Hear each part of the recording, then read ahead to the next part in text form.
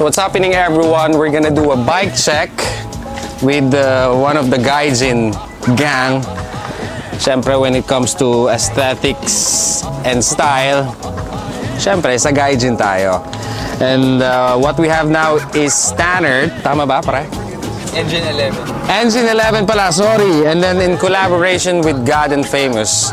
So, the owner of the bike, Mr. Lourde. Lourde. Explain mo sa amin kung, explain the bike, what's in this, and take over. Alright, so this is size 49 frame from Engine 11, collaboration with God and Famous. My group set is SRAM Force 167.5 crank arms. This one is 40T from Alugear. I'm using a 10-28 cassette, all stock SRAM Force. Wheels is made from the Philippines, CNC, shout out. Seat post, Enve, 150 seat, CPD Fizik, if I'm not mistaken. I really don't know.